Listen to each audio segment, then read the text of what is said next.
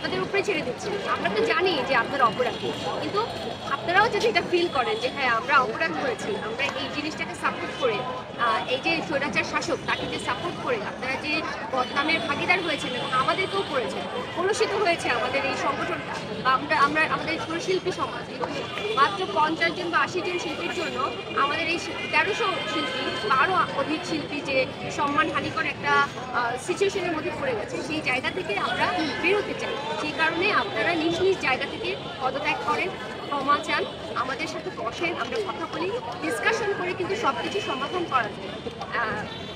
কোনো কিছু নিয়ে বাড়াবাড়ি করা বা সব কিছু দিয়ে আন্দোলন করা বা সব কিছু নিয়ে ঝাঁপিয়ে পড়া, এভাবে কিন্তু সমাধান হয় না। আলোচনা করলেই সব কিছু সমাধান হয়।